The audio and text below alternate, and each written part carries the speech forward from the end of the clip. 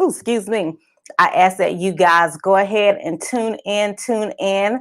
I want to thank you for once again joining me on Sunday night Facebook Live.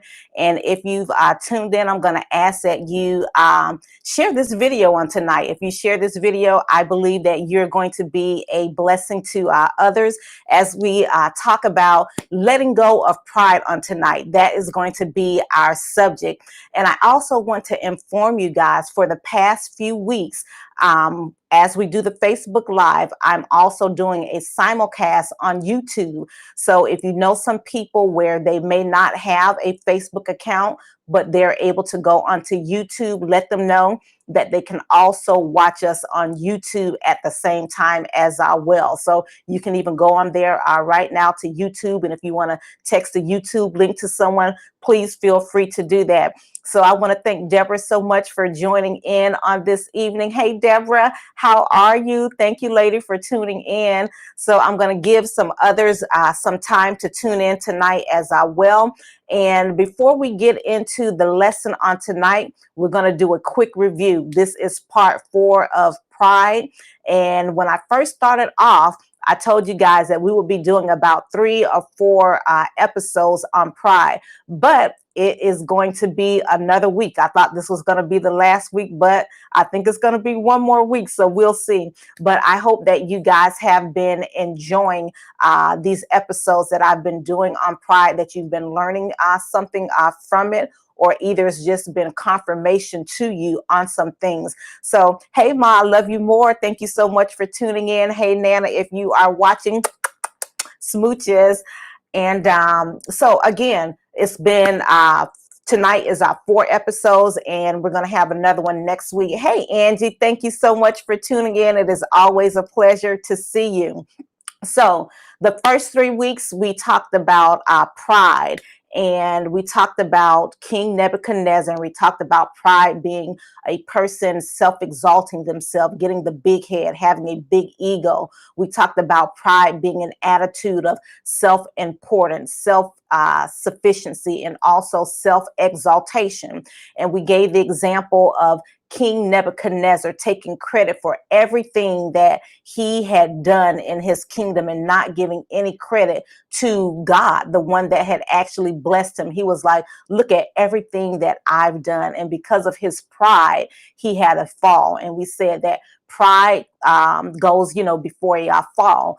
And then in the second episode, we talked about King Uzziah, and we also talked about, is pride a byproduct of success? And should Christians seek after success? And we talked about King Uzziah and how he was greatly blessed. And the word actually said he got lifted up in his heart, and he tried to do something that he was not appointed, anointed, or assigned to do, and he was not able to take correction. And we talked about how should you be able to accept correction when you are in the wrong. And then finally, last week, we talked about pride and the spirit of comparison. And we showed you in the Bible different examples of comparisons and why you should not do that. And even in the New Testament, we talked about how Paul talked about comparisons and how it was unwise to do that. So again, I hope that you guys have been blessed by that. And we're going to start with part 4 on tonight. And with part 4, the title of this message on tonight is going to be Let Go of Your Pride. I'm going to say that again. Let go of your pride. And the question that I have for you tonight, and I just want to read it to you to make sure that I get it correct. The question I have for you tonight is, have you ever needed help, but would not ask for help or accept help because you didn't want anyone to know your business? I'm going to say that again. Have you ever needed help, but would not ask for help or accept help because you didn't want anyone to know your business? And if the answer to that question is yes, why was that? Why was that? So you needed help, but didn't ask for help because you didn't want anybody knowing your business or getting into your business. And oftentimes, some of us, we are like that, where we're like, I don't want everybody in my business. Or we will even tell our kids or our children, look, whatever goes on in this house, it stays in this house. Don't go out in the street and tell anybody my business or what's going on. And I'm going to give you an example of that. So I want to hear from you tonight. So Deborah is saying, yes, yes, and yes, Lord. And Deborah, guess what? You're not the only one, because I believe that so many of us have been like that before, where we knew we needed help desperately, but because we didn't want anybody knowing our business, we would not ask for the help that was needed. Oftentimes, even on our job, we can be struggling and need help, but we will refuse to ask for help because we don't want anybody to know that we need the help. Deborah also said just pride and just shameful. Yes, yes, yes. Thank you so much, Deborah, for giving me that feedback on tonight. So yes, have you needed help but refused to ask because you didn't want anybody in your business? So one of the examples that I want to give you on tonight, I watched this show. It comes on, I believe it's Showtime, and the name of this show is called The Chi. And some of you have probably seen that show before. And last Sunday, or whenever it was that it came on last week, they gave a perfect example of someone needing help but not wanting to ask for help because they didn't want anybody else in their business or to know what was going on in their house.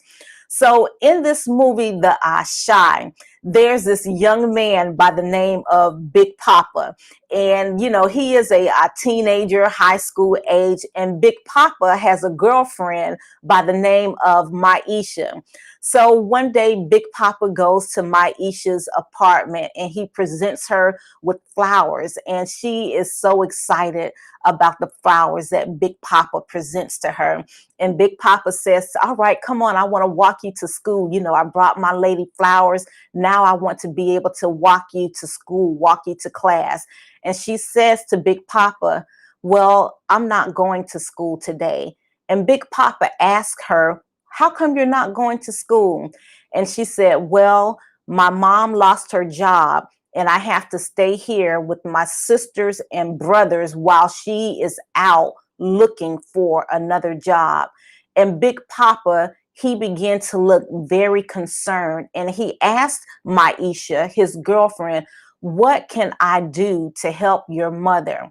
And immediately Maisha was like, oh, nothing, nothing, nothing. My mom, don't say anything at all because my mom is going to get so upset if she knows I put her business out in the street.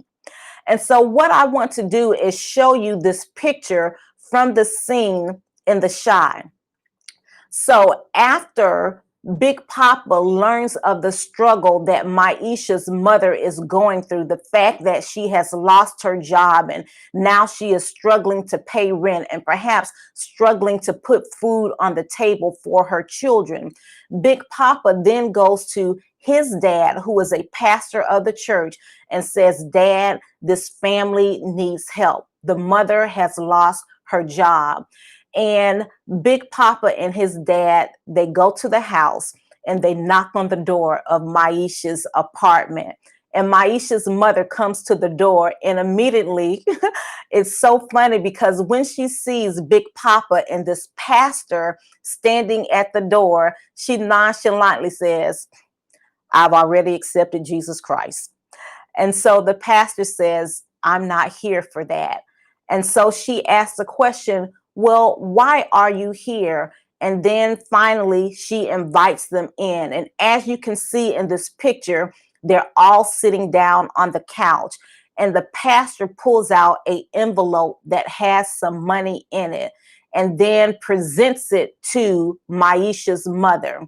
And when she looks at it, she gets an attitude and she throws it back at the pastor. And immediately she calls on her daughter, Maisha, get in here right now. And Maisha runs to the living room and she says, Yes, ma'am. And she says to Maisha, what did I tell you about putting my business out in the street? And again, she told the pastor, I don't need your charity. I don't need your handout. And the pastor begins to tell her, listen, I know that you need some help. And because I am a man of God, this is what we do. We provide help to those that need it. So I want you to take this gift that I am giving to you until you're able to get back on your feet. And reluctantly, she takes the envelope, and the pastor and his son, Big Papa, they leave out. And then the kids leave out. And Maisha mom then opens the envelope. And as she looks at the money again, she begins to kind of break down and cry. Why is it? Because she knew that she needed the help, but didn't want to ask because she didn't want anyone to know her business. And oftentimes we can be in situations where we are in dire need of help. But because of our pride and because we don't want anyone to know our business, we refuse to ask for help or get the help that is needed. And when this happens, the reason why most people do that is because pride is telling them, if you ask for help, you're going to look weak. Pride is telling them, if you ask for help, people are going to think less of you. Well, I'm here to tell you today, let go of your pride. And as I was preparing for this message, and we're going to get more into this, keeping people out of your business. And what I want to say to that is, you know what? If you don't ask for the help you need, that business that you're trying to keep private, if you don't get the help, guess what? Everybody is going to know your business, because if you don't get the help to pay your rent, you will get evicted, and then all of your stuff is going to be out there on the street, and then everybody is going to know your business. Guess what? There are programs out here that can help people that cannot afford to pay their rent right now because of this pandemic that's going on. There are programs that are out there right now that can help people to pay for their mortgage because of the pandemic that's going on right now. They know that that people are losing their jobs, and all of these different things are going on. But if you don't ask for the help, guess what? People may not know that you are in need. So don't be afraid to ask for help. Don't let your pride get in the way. And oftentimes, those that are being prideful don't even recognize it. I had a conversation with my husband earlier today, and I always like to get some feedback from him. And I asked him the question, Derwin, are there any areas in your life where you feel that you've been prideful or that you got caught up in pride? And he paused for a moment and he thought about my question, and he asked me, okay, what's your definition again of pride? And when I told him my definition of pride, he said, no, I don't think that I've ever, been prideful or got caught up in pride. And my response to him was, most prideful people don't.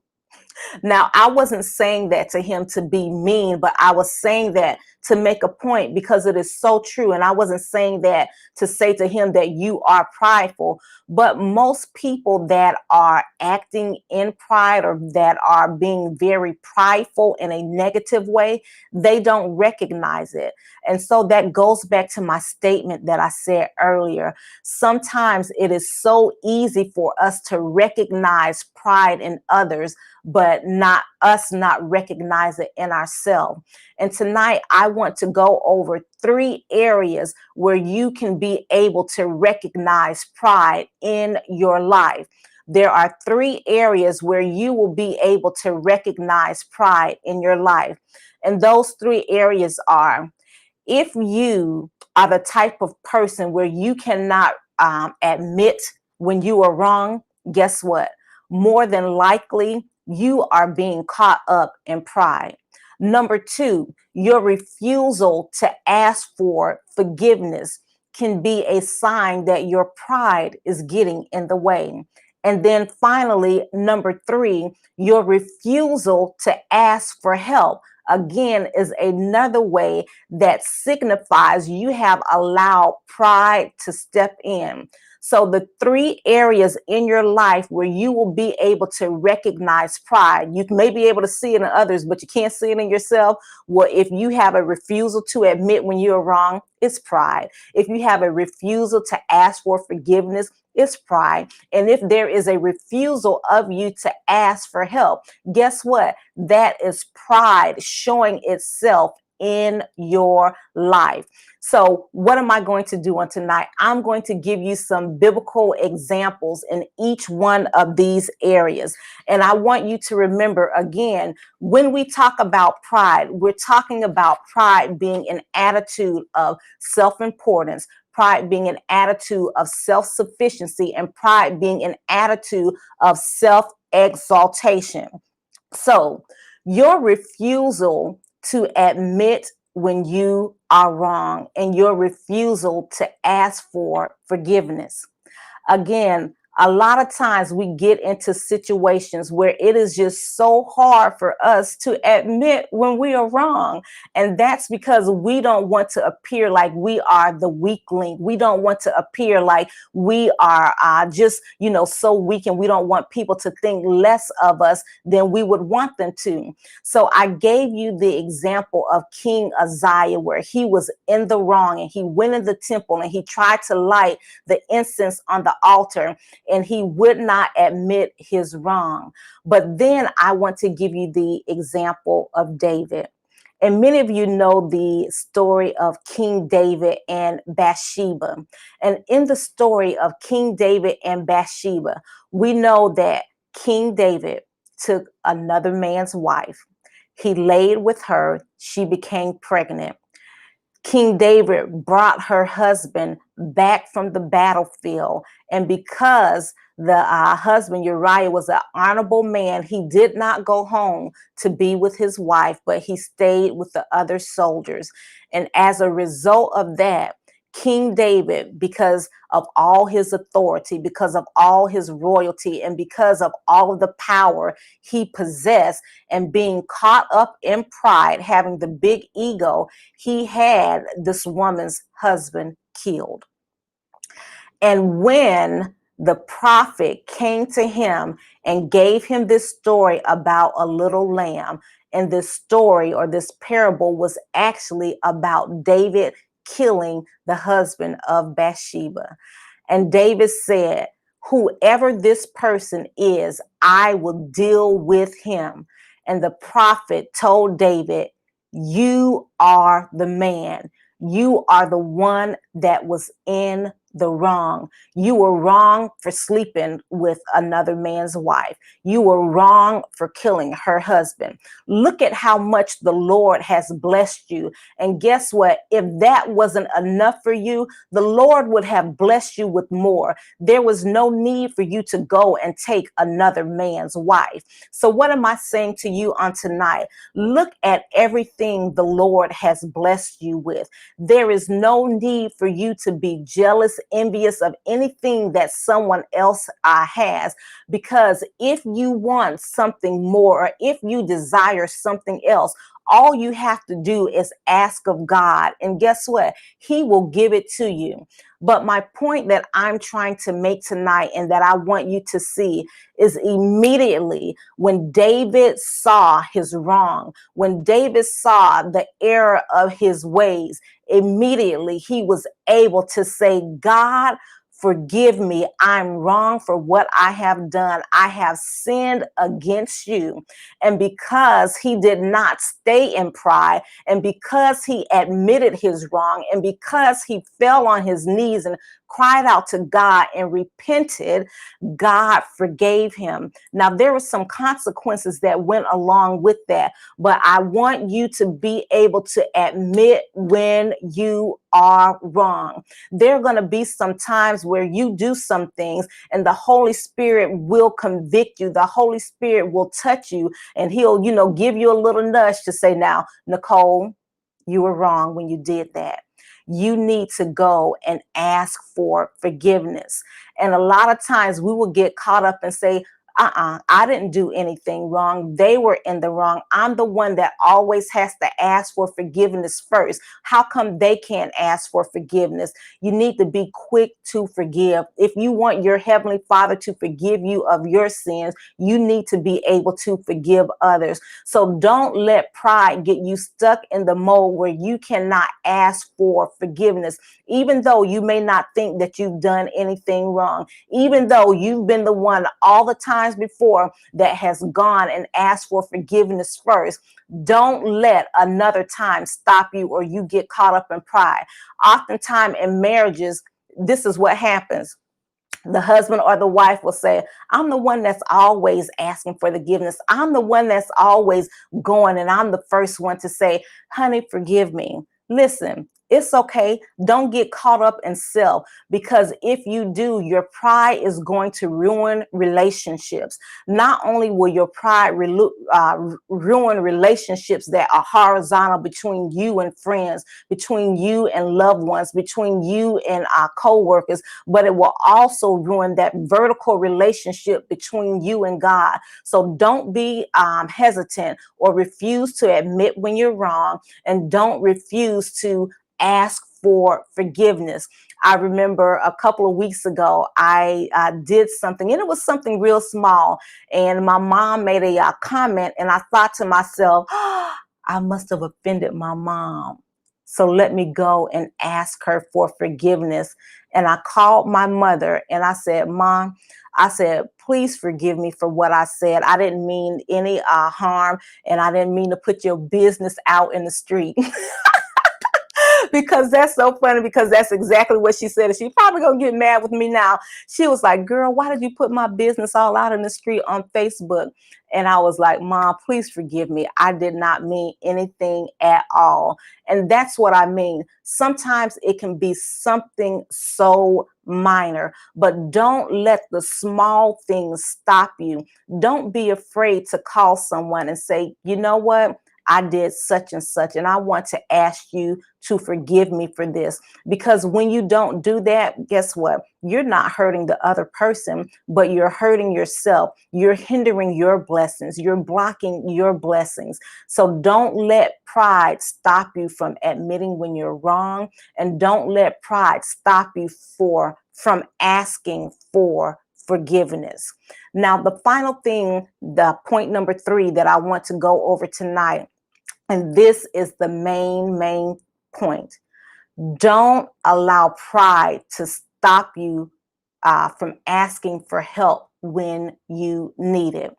Now, when I first did this episode, one of the people that was watching, my friend Sandrine, when I asked about the definition of pride, this is what she said. She said, pride means to be proud, but it can be a detriment when you allow it to get in the way of getting help. So pride can be a detriment when you allow it to get in the way of you getting help.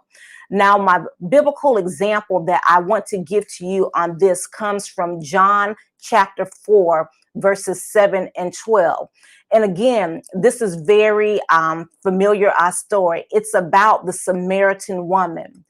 And oftentimes when we have a need in our lives and we don't have the necessary tools, we will not ask for help or refuse to receive help because of the person that the help is coming from. Can I say that to you again?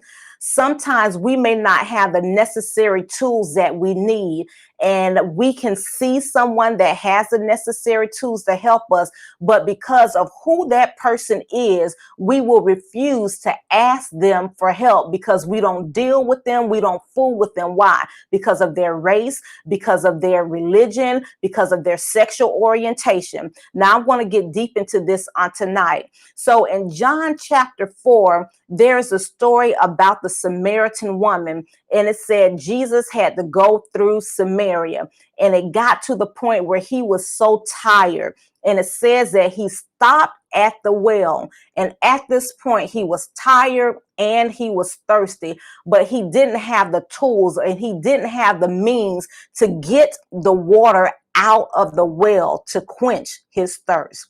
So what happens? A Samaritan woman comes along, and Jesus asked this woman to give him some water. And the woman looked at Jesus and said, "What?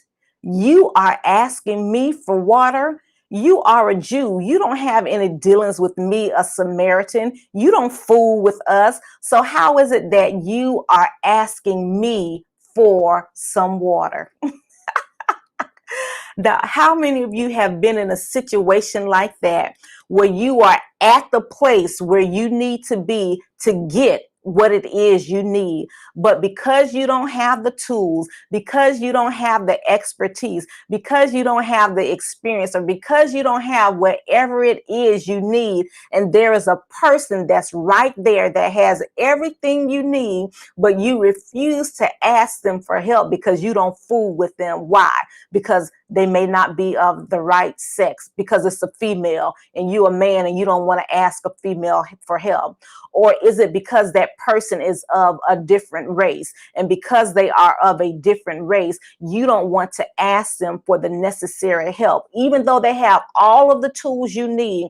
Or it may be because of their sexual orientation, and you're looking at this person, you're looking at them, and you see that they have everything you need.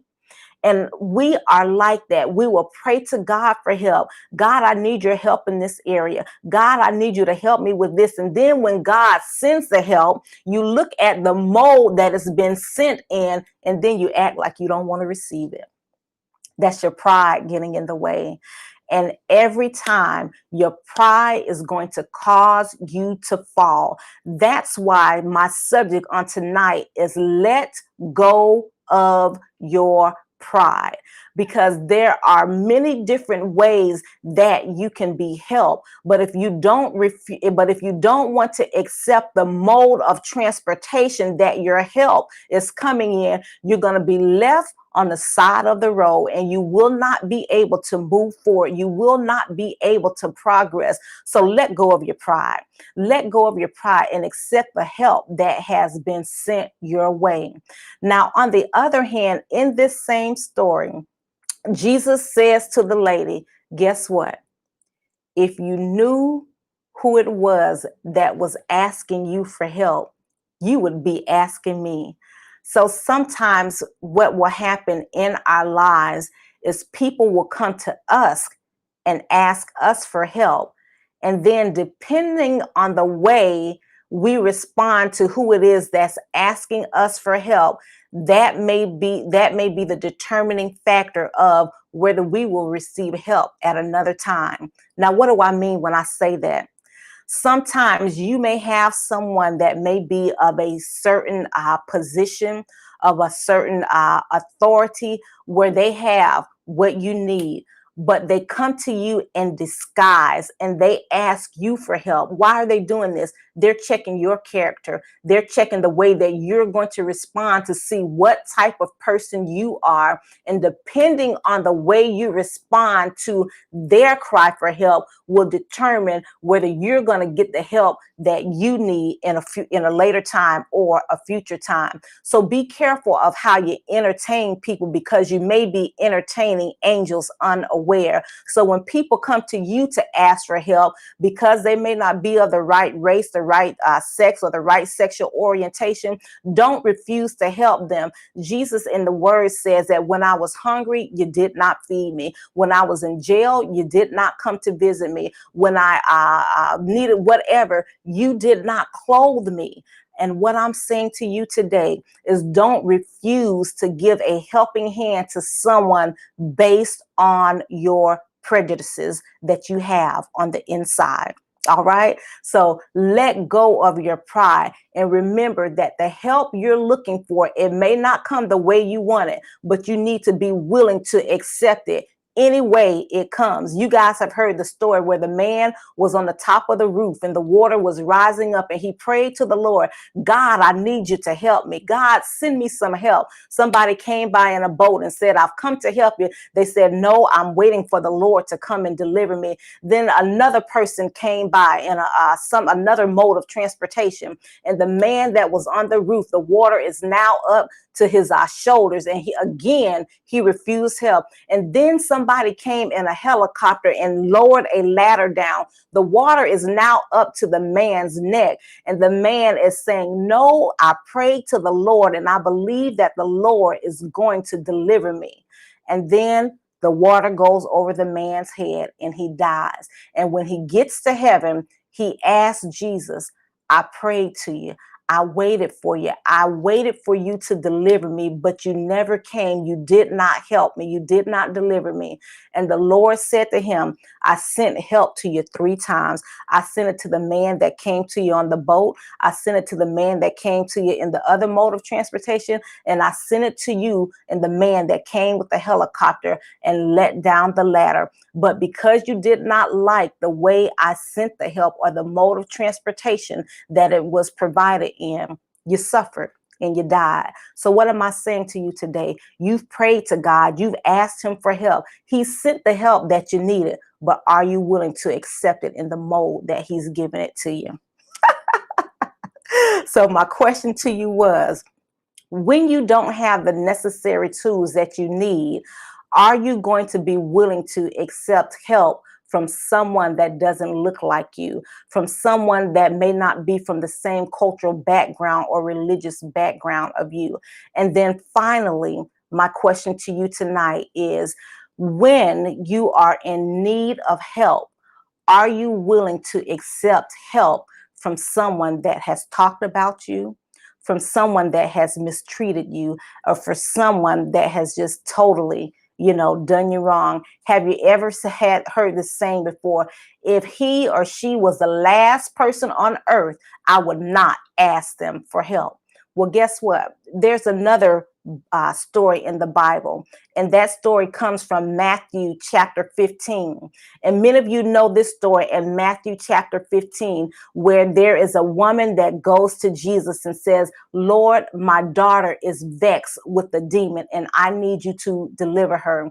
Jesus ignored her the first time. She kept asking the Lord to help her daughter. And then finally, the disciples were like, Lord, send her away. And then Jesus said that it's not for me to take bread from the children's table and then give it to dogs. So it was like Jesus was telling her, listen, you just a little dog. I need you to go on about your business. And the latest response to Jesus was, even the dog can eat crumbs from the master's table. So the fact that Jesus ignored her, the fact that Jesus called her a dog, the fact that Jesus' disciples tried to shoo her away, that did not stop her from asking for help.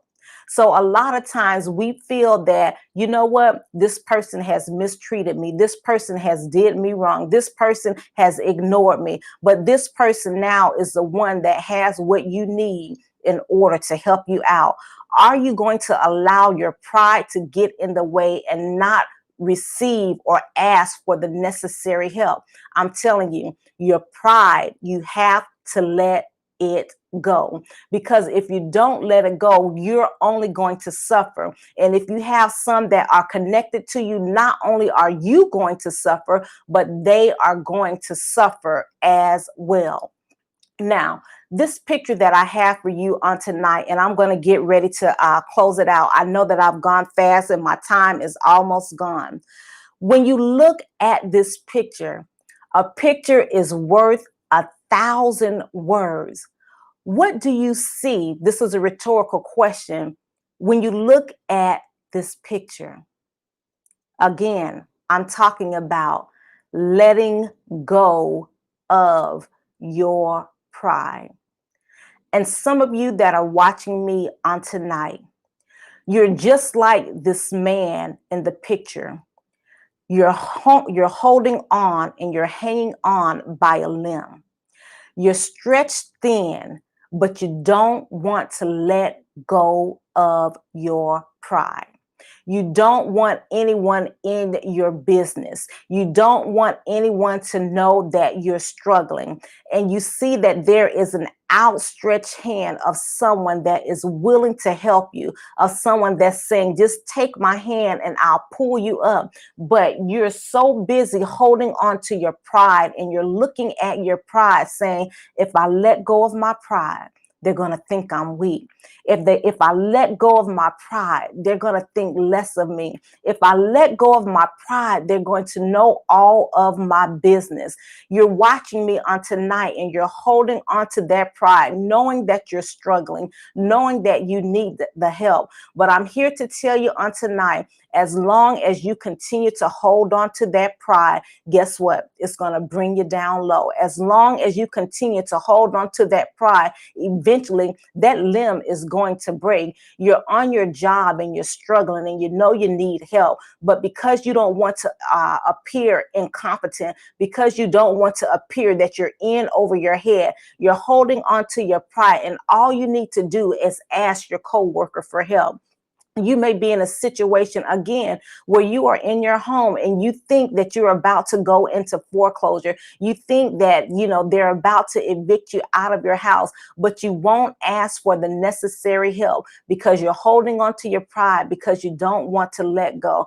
I'm telling you right now, let go of your pride. Your pride is holding you down. Your pride is keeping you from moving forward. Your pride is a heavy burden. The scripture says you need to let go of the sin that so easily besets you. You need to let go of the sin that is entangling you. And what is that sin? That sin is of pride, that self-exaltation, that self-sufficiency, that self-importance. Listen, let go and let God. Guess what? There's a final scripture that I want to read to you, and I briefly said it, but I want to read it to you again. And it comes from Hebrews chapter 12, verse 1. And in Hebrews chapter 12, verse 1, it says, therefore, since we are surrounded by such a great cloud of witnesses, let us throw off everything that hinders and the sin that so easily entangles us. And let us run with perseverance the race marked out for us, fixing our eyes on Jesus, the pioneer and perfecter of faith. For the joy set before him, he endured the cross, scorning its shame, and sat down at the right hand of the throne of God. Consider him who endured such opposition from sinners, so that you will not grow weary and lose heart. So what is this saying right here? Guess what?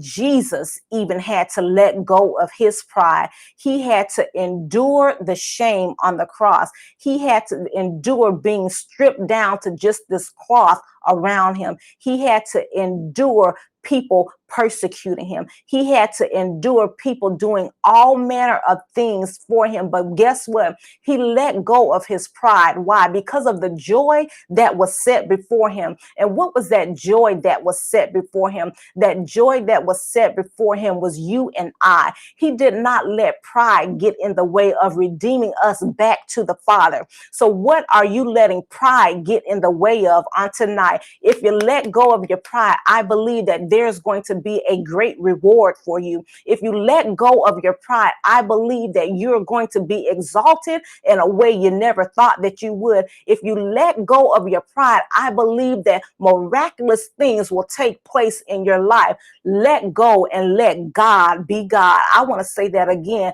Let go and let God be God in your life. Because when you try to do things independent of God, guess what? You're caught up in pride. I want to say that again. When you try to do things in and of yourself, independent of God, we call it in the business world, you try to be a silo, an island of yourself, an island unto yourself, you are caught up in pride.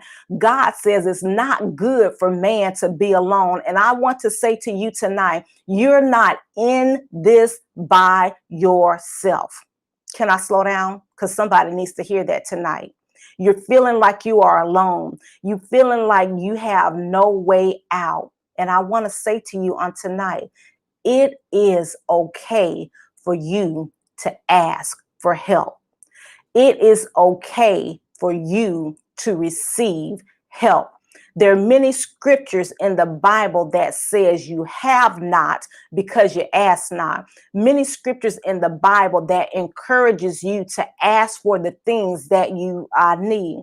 Many scriptures that says that ask and the door shall be open. Knock, seek, all of these different things where the Lord is encouraging you to ask. It says that if you ask anything in my name, I will give it unto you. It says that you are a whosoever, and you can ask whatsoever of the Father, and he will give it unto you. So you are not alone. All you have to do is let go of your pride and reach up and accept the help that has been given unto you. All of your help comes from the Lord. So don't refuse to accept help from someone that does not look like you. Don't refuse to accept help from someone that doesn't believe like you. Don't refuse to accept help from someone that does not live like you. God can use anybody that he wants to use. Like they used to say, if he's able to use a donkey, guess what? He can use anything, and it doesn't matter. The question is, are you willing to let go of your pride and accept the help that you prayed for? Listen, guys, this thing, I know that sometimes it's hard, but I'm telling you, just let go and let God, and you will be the better for it. So get out of that little thing of, I don't want everybody in my business. Were you blessed by this tonight? I hope that you were. So I know I kind of went the long way around, but in simple terms, let go of your pride. All right, guys. So this has been week 4. I think next week is going to be the last week. Each time I say that, then the Lord gives me something else. But I'm going to ask you again, share this with someone on tonight. Tiffany, I thank you so much for joining in on tonight. And I see that Nicole Mack has joined in as well. So guys, I am way over my time, like 12 minutes over my time. But thank you for being with me on this evening. And I want you this week, if you need help and it's on your job, don't be afraid to go to that coworker. If you need help in whatever area it is in your life, and someone comes along and they, say, hey, can I help you with this? Just say yes and accept the help that has been extended to you. All right, guys. Smooches, we're going to close it out the way we always do, and that's by seeing the Winning in Life declaration on the count of 3. Are you ready? 1, 2, 3. We're winning in life today. Great things are coming our way. We're winning in life today. Peace. God bless. Have an awesome, awesome week. All right, guys. Thank